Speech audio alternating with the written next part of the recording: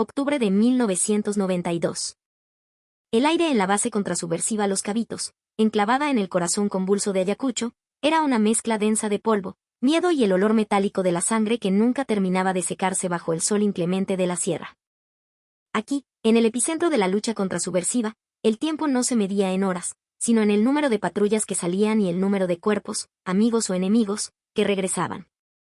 La subteniente enfermera del ejército peruano, Sofía Cárdenas, llevaba 18 meses en este infierno terrenal, un tiempo que había estirado su juventud hasta convertirla en un pergamino de vigilias y cicatrices invisibles. Su rostro, enmarcado por un cabello negro recogido con severidad militar, había perdido la suavidad de sus 23 años, reemplazada por una mirada que había visto demasiado, desde las emboscadas en la selva alta del Braem hasta los atentados con coche bomba en la propia Huamanga. Sofía observaba, con una profesionalidad que era su único escudo, como una patrulla del batallón de infantería 33 traía a 4 mujeres en camillas improvisadas, directamente al área de triaje del hospital de campaña. El ruido sordo de las botas sobre la tierra apisonada era el único sonido, un ritmo fúnebre que anunciaba más trabajo, más dolor. Las mujeres, con edades que oscilaban entre una adolescencia robada y una madurez marchita por la miseria, habían sido encontradas en una cueva cerca de Huanta durante una operación de rastrillaje. Eran senderistas. Terrucas. La palabra resonaba en la cabeza de Sofía con el eco de un insulto, pero también con el de una pérdida personal y lacerante. El teniente Ramos, su amigo, su promoción, había muerto desangrado en sus brazos hace 6 meses, víctima de una mina quiebrapatas colocada por gente como ellas. Todas presentaban heridas de esquirlas, probablemente de un mortero del ejército. Todas estaban en los huesos, la piel pegada a los pómulos, los labios agrietados por una sed de días. Y en sus ojos, oscuros y profundos como la tierra andina, un terror absoluto, primitivo. Ninguna hablaba castellano, solo el quechua gutural de las alturas.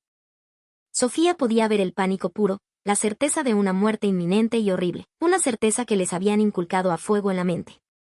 La mayor, una mujer de unos 45 años a la que luego identificarían por su alias, Camarada Rosa, tenía una herida profunda en el muslo.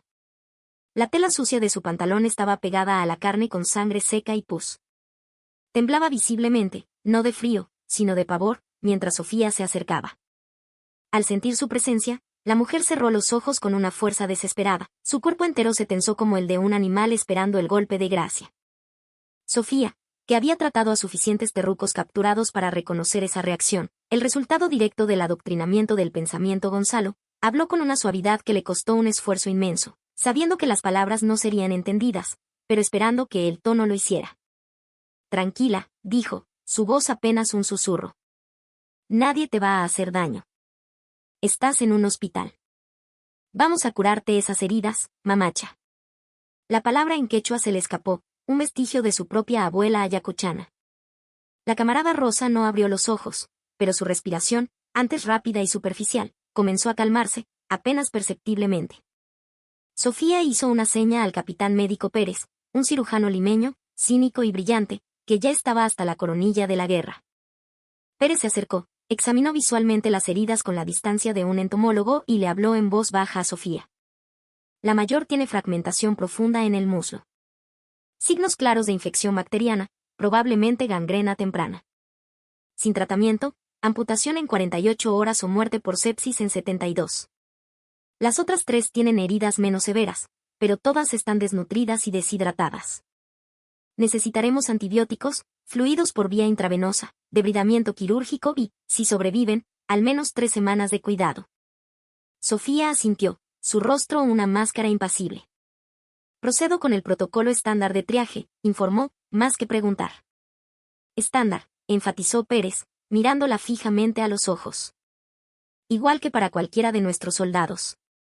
Sin diferencias por ser lo que son. Esta aclaración, en el Ayacucho de 1992, era fundamental. A pesar de las regulaciones oficiales del ejército que exigían un tratamiento humano a los subversivos capturados según las leyes de guerra, la realidad en el campo de batalla era infinitamente más brutal y compleja. El Perú se desangraba en un conflicto interno que ya duraba más de una década, una guerra caracterizada por una crueldad extrema por ambos bandos. Las atrocidades de Sendero Luminoso, asesinatos selectivos de autoridades locales con juicios populares, masacres de comunidades campesinas que se negaban a colaborar, el uso de niños soldados, habían generado un odio visceral y profundo entre las tropas. A menudo, las órdenes no escritas eran no tomar prisioneros. Los terrucos capturados en combate a veces eran ejecutados sumariamente en lugar de ser procesados. Los civiles de las zonas de emergencia eran tratados con una desconfianza que rayaba en la hostilidad. En este contexto, la decisión de proporcionar atención médica completa y equitativa a una combatiente senderista no era automática ni garantizada. Requería que el personal médico, como Sofía, separara conscientemente sus juramentos profesionales de sus sentimientos personales, de sus fantasmas, del recuerdo del rostro de sus compañeros caídos. Para Sofía, esta separación era una batalla diaria. Hacía un año, en Pichari, trató a un senderista adolescente con el abdomen destrozado por la explosión de su propia granada. El muchacho, no mayor de 16 años, lloró mientras ella limpiaba sus heridas, repitiendo una y otra vez en quechua que quería ver a su madre. Murió en la mesa de operaciones. En otra ocasión, trató a un soldado que había sido torturado. Le habían arrancado las uñas y cortado las orejas antes de dejarlo desangrarse. Esas imágenes estaban grabadas a fuego en su memoria. Estas experiencias le habían enseñado una verdad terrible: bajo el uniforme, la ideología y el odio, el enemigo era humano. Sangraba, sufría y moría igual que sus compañeros. Y esa humanidad compartida era lo que hacía la guerra aún más insoportable. El proceso de tratar a las mujeres comenzaba con el desafío más básico: la comunicación. Sin un idioma común, Sofía debía confiar en gestos universales, un tono de voz calmado y la demostración física de sus intenciones. Comenzó con la paciente más grave, la camarada Rosa y su pierna infectada. Sofía señaló la herida, luego su maletín médico, y finalmente hizo un movimiento suave de limpieza para comunicar lo que iba a hacer. La mujer, todavía tensa pero con los ojos ahora abiertos y fijos en ella, observaba cada uno de sus movimientos como un animal acorralado. Sofía abrió su kit y comenzó a preparar los suministros con una eficiencia metódica. Con unas tijeras de trauma, cortó la tela sucia que envolvía la pierna, revelando una herida que hizo que incluso ella, veterana de incontables cirugías de combate, contuviera el aliento. La herida de la esquirla había creado una cavidad de casi 10 centímetros de profundidad en el muslo. El tejido alrededor era de un color negro y verdoso, necrosado. El olor a gangrena era inconfundible, un hedor dulzón y putrefacto que llenó el aire. Sin un tratamiento inmediato y agresivo, incluyendo desbridamiento quirúrgico y antibióticos de amplio espectro, la pierna se perdería. Y probablemente, la vida también. Sofía estableció contacto visual con la mujer y habló lentamente, sabiendo que el tono era más importante que las palabras. Esto va a doler, mamacha, pero tengo que limpiarlo antes de que la infección te mate. ¿Entiendes? Uyarinquichu. La mujer no respondió verbalmente, pero su expresión cambió sutilmente. El pánico ciego había sido reemplazado por algo más complejo: confusión, incertidumbre y, quizás, el más ínfimo destello de esperanza de que, posiblemente, esto no terminaría como el presidente Gonzalo les había dicho que terminaría. Sofía comenzó a limpiar la herida, irrigándola con solución salina estéril y luego aplicando sulfamida en polvo, el antibiótico tópico estándar en el campo. La mujer se estremeció violentamente por el dolor, pero no gritó. Sus manos se aferraron a los bordes de la camilla con tal fuerza que sus nudillos se volvieron blancos. Lágrimas silenciosas corrían por sus mejillas curtidas por el sol y el polvo, surcando la suciedad de su rostro. Pero cuando Sofía hizo una pausa para darle un momento para recuperarse, la mujer hizo algo completamente inesperado. Lenta, vacilantemente, levantó su mano y tocó la de Sofía. Fue un toque breve, que duró apenas 2 segundos antes de que la retirara como si se hubiera quemado. Pero el gesto comunicó todo lo que las palabras no podían: una gratitud incipiente, un alivio desconcertante, el reconocimiento de una humanidad compartida que trascendía los uniformes, las banderas y los ríos de sangre que los separaban. Las otras 3 mujeres, observando este intercambio desde sus camillas, comenzaron a relajarse visiblemente. El patrón de lo que les esperaba había sido establecido. Dolor, sí, pero un dolor con el propósito de curar, no de torturar. Cuidado profesional, no crueldad. Un tratamiento que reconocía su humanidad en lugar de negarla. Durante las siguientes 6 horas, el equipo médico de la base Los Cabitos trabajó incansablemente en las 4 mujeres.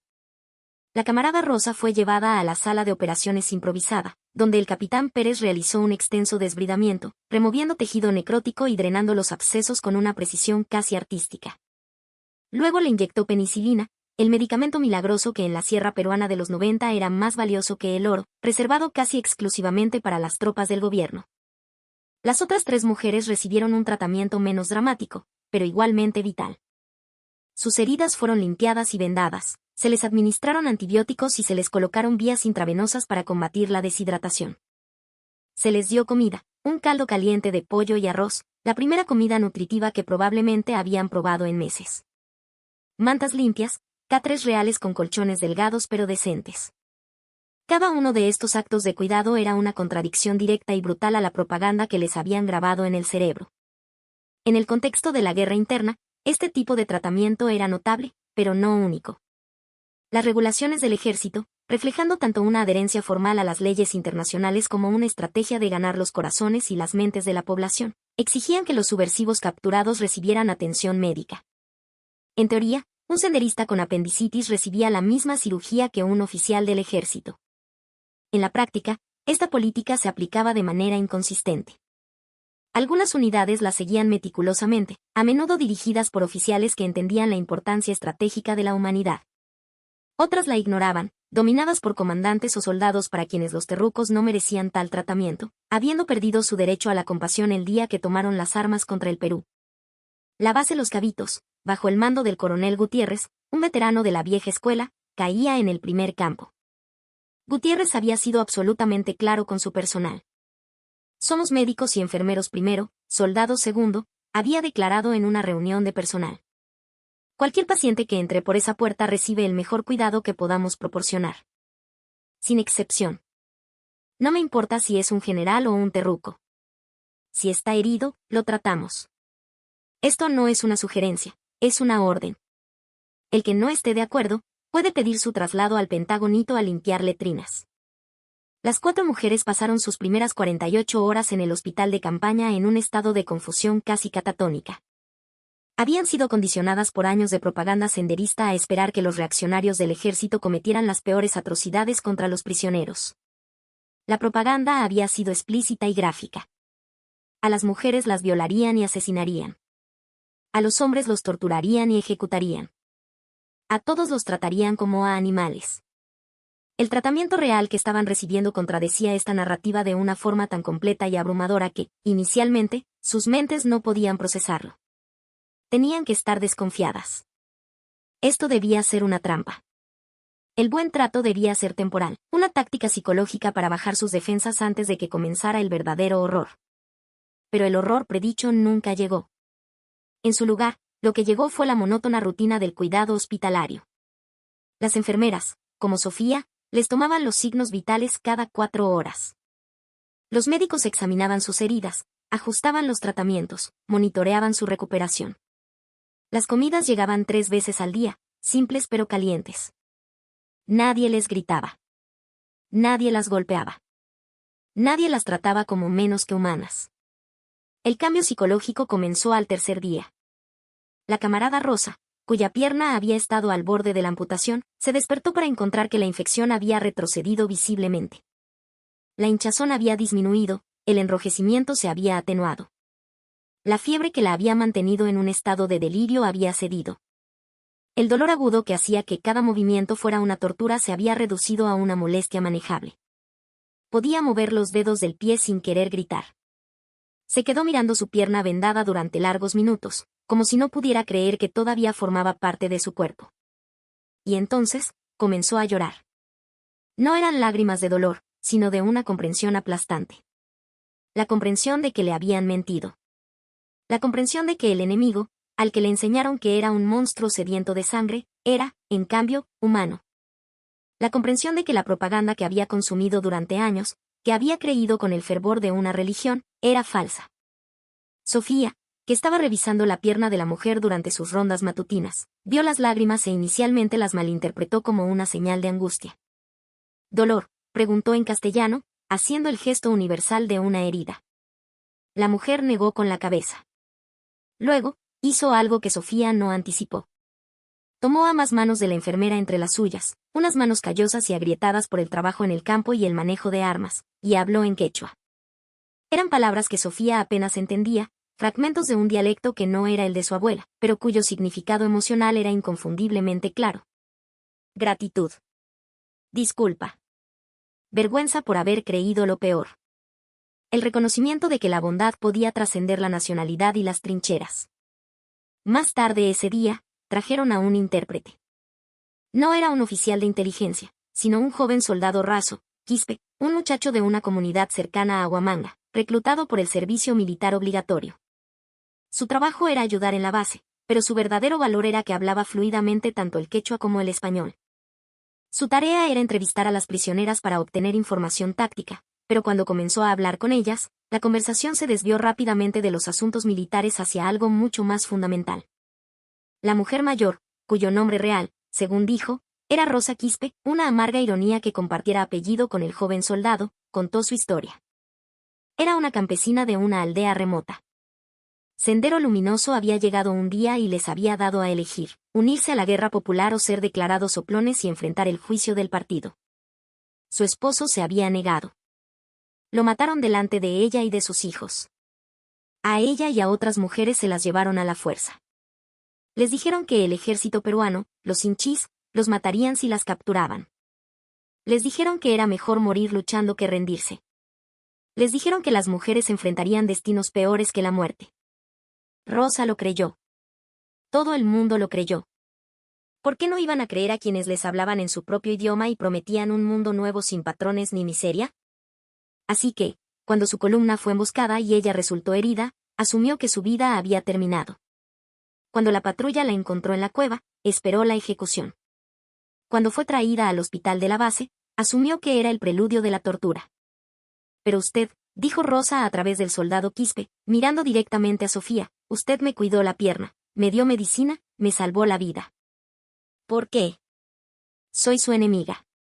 Sofía, escuchando la traducción, consideró cuidadosamente su respuesta. No podía darle un discurso sobre el juramento hipocrático o las convenciones de Ginebra. Tenía que ser algo real, algo que esa mujer pudiera entender. Porque eres un ser humano y yo soy enfermera, dijo finalmente. Cuando veo a alguien herido, no veo a un enemigo.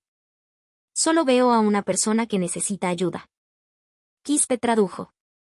Rosa escuchó, su rostro inescrutable. Luego habló durante varios minutos sin interrupción. El soldado Quispe tradujo, su propia voz teñida de asombro. Ella dice. Dice que toda su vida le enseñaron que los militares son demonios, que no tienen compasión, que disfrutan de la crueldad. El partido les mostraba fotos de masacres, les contaba historias de horror. Toda la educación, las noticias, la propaganda. Todo enfatizaba que los soldados eran inhumanos. Ella lo creyó completamente. Ahora entiende que le mintieron. Pero dice que esta comprensión es casi más dolorosa que sus heridas, porque significa que todo lo que creía sobre la guerra, sobre su lucha, sobre el enemigo, era falso. Significa que la gente murió, que ella casi murió, basándose en mentiras. Este patrón, senderistas descubriendo que la propaganda sobre las atrocidades del ejército era una verdad a medias o una completa falsedad, se repitió innumerables veces durante los años más duros del conflicto. Muchos morían por suicidio o eran asesinados por sus propios camaradas para evitar la captura, convencidos de que enfrentarían un destino terrible. Los que sobrevivían para ser capturados casi universalmente reportaban su sorpresa ante un tratamiento que contradecía lo que les habían enseñado a esperar. Los registros médicos de la base Los Cabitos documentaron el tratamiento de docenas de subversivos, hombres y mujeres, durante ese año. La tasa de mortalidad entre los prisioneros tratados era comparable a la de los soldados con heridas similares. Estos números demostraban una estricta adherencia a los estándares de cuidado. Las entrevistas posteriores con el personal médico revelarían los desafíos psicológicos que esto representaba. Una enfermera, la teniente Salas, cuyo hermano policía había sido asesinado por Sendero en Lima, describiría su lucha interna. Sabía lo que los terrucos le habían hecho a mi hermano. Cuando tuve que tratar a un senderista herido, no voy a mentir, fue difícil. Una parte de mí quería dejarlo sufrir, como hicieron sufrir a mi familia. Pero otra parte, la que me hizo convertirme en enfermera, sabía que no podía. Porque si me volvía como ellos, si abandonaba mi humanidad por venganza, entonces ellos ganaban 2 veces. Así que lo traté. Hice mi trabajo. Y fue más difícil que cualquier cirugía mantener esa humanidad cuando cada instinto me pedía odiar. Esta lucha interna fue común. Los diarios, Las cartas y las entrevistas revelan una tensión constante entre los sentimientos personales de ira y el compromiso profesional con la ética médica. Lo notable es con qué frecuencia el compromiso profesional ganaba. El tratamiento de Rosa Quispe continuó durante 3 semanas. Su pierna sanó sin complicaciones. La infección se resolvió por completo. Para la 3ª semana, ya caminaba con muletas. Su salud física se había recuperado notablemente, pero su estado psicológico era más complejo. Hablaba frecuentemente con el soldado Quispe, procesando su cambiante comprensión de la guerra, la propaganda y la naturaleza del enemigo. En una conversación, Quispe le contó a Sofía lo que Rosa le había dicho: yo recluté a otras mujeres en mi comunidad. Les dije que el partido era la única esperanza, que los militares eran monstruos, que nuestra guerra era justa. Creí esas cosas cuando las dije. Ahora sé que eran mentiras. Pero las muchachas que recluté crecieron creyendo esas mentiras. Algunas de ellas probablemente murieron creyendo esas mentiras. Y yo ayudé a plantar esas ideas en sus mentes. ¿Cómo vivo con eso? El joven soldado no tenía una respuesta, pero le confesó a Sofía que esa culpa, la comprensión de que había sido cómplice en perpetuar una propaganda que causó muertes innecesarias, parecía pesar sobre Rosa más que sus heridas físicas. Un día de noviembre, la noticia de la captura de Abimael Guzmán, el presidente Gonzalo, llegó a la base a través de la radio. Para los soldados, hubo una celebración contenida y un inmenso alivio. El líder había caído. La guerra no había terminado, pero su cabeza había sido cortada. Para los pacientes senderistas en el hospital, la reacción fue más compleja. Algunos lloraron abiertamente, no de pena, sino de vergüenza y desorientación. Algunos se sentaron en silencio, aturdidos. Su Dios había resultado ser un hombre falible. Rosa le dijo a Sofía a través de Quispe: crecí creyendo que el presidente Gonzalo era invencible, que el partido nunca podría ser derrotado, que nuestro espíritu nos haría invencibles. Ahora ha sido derrotado, capturado, y yo estoy viva. Todo lo que me dijeron estaba mal. Pero estoy agradecida por estar equivocada, porque si hubieran tenido razón, yo estaría muerta en una fosa común. Prefiero estar viva y equivocada que muerta y en lo correcto. Las pacientes senderistas de la base Los Cabitos fueron eventualmente transferidas a instalaciones de la DINCOTE para ser procesadas. Antes de su traslado, varias mujeres, incluida Rosa, pidieron hablar con Sofía una última vez. A través de Quispe, expresaron una gratitud que trascendía la situación inmediata. No solo estaban agradecidas por el cuidado médico, estaban agradecidas por haber sido tratadas como seres humanos dignos de respeto cuando esperaban brutalidad. Estaban agradecidas por haber aprendido que su enemigo era capaz de compasión, una lección que contradecía años de condicionamiento. Estaban agradecidas, paradójicamente, por haber sido derrotadas por personas que les demostraron que la victoria no requería crueldad. Rosa dijo: usted me salvó la pierna, mi teniente. Pero también salvó algo más. Salvó mi capacidad de creer en la humanidad. Después de años de propaganda diciéndome que ustedes eran monstruos, casi había perdido la fe en que la bondad pudiera existir entre enemigos. Usted me demostró que estaba equivocada. Esa lección es más valiosa que cualquier medicina. Sofía, que normalmente mantenía una distancia profesional y emocional con sus pacientes, encontró esta conversación profundamente conmovedora. En una carta a su madre, escrita en diciembre de 1992, describió: no sé si lo que hice importa en el gran esquema de esta guerra. Traté a un puñado de mujeres de los miles que han sido afectados. Pero para esas mujeres, importó. Y quizás eso es suficiente. Quizás la forma en que ganamos esta guerra, la forma en que tratamos a las personas que fueron nuestros enemigos, importa tanto como el hecho de que ganemos. El legado del tratamiento de subversivos capturados por el personal médico peruano se extiende más allá de los casos individuales.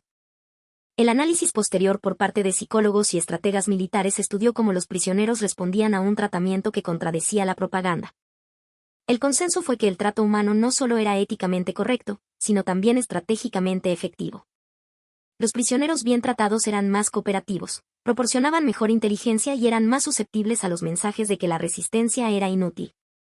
Críticamente, cuando estos prisioneros eran reinsertados en la sociedad y contaban sus experiencias, ayudaban a erosionar las narrativas de propaganda sobre la monstruosidad de las Fuerzas Armadas. La historia de Rosa Quispe, documentada en los archivos de la Comisión de la Verdad y Reconciliación, apareció en múltiples testimonios sobre el conflicto armado interno. En una entrevista años después, Ya una mujer mayor viviendo en una comunidad reconstruida, reflexionó, la guerra me enseñó que la propaganda es un arma tan destructiva como las bombas. Mata la capacidad de ver la humanidad en el otro lado. Convierte a las personas en monstruos en tu mente, y una vez que has deshumanizado al enemigo, cualquier atrocidad se vuelve justificable. Pero la enfermera del ejército que salvó mi pierna, que me trató como a una persona cuando yo esperaba ser tratada como a un animal, destruyó esa propaganda de una manera más efectiva que cualquier argumento. Ella no me dijo que los soldados eran buenos. Ella me lo demostró. Y demostrar es siempre más poderoso que decir. La historia de las mujeres senderistas llorando mientras las enfermeras del ejército curaban sus heridas nos recuerda que, incluso en medio del conflicto más brutal, mantener la humanidad es posible. No es fácil. Requiere una disciplina consciente para separar la obligación profesional de los sentimientos personales. Requiere ver a individuos en lugar de estereotipos. Requiere reconocer que la persona que tienes enfrente, sin importar su ideología o nacionalidad, sangra y sufre como cualquier otro. Las enfermeras de la base Los Cabitos no acabaron con la guerra, no cambiaron la política, no salvaron a millones. Pero salvaron a individuos. Y al hacerlo, demostraron que la victoria militar no requiere crueldad, que la fuerza y la compasión no son mutuamente excluyentes, que incluso cuando luchamos contra enemigos podemos mantener nuestra propia humanidad. Esa es una lección que trasciende la historia. Es una lección sobre quienes queremos ser cuando nos enfrentamos a aquellos que nos han hecho daño. La respuesta fácil es la venganza. La respuesta difícil es mantener nuestros principios sin importar cómo se comporten los demás. Las enfermeras eligieron el camino difícil y, al hacerlo, obtuvieron más que una simple victoria militar. Obtuvieron una victoria moral que cambió los corazones y las mentes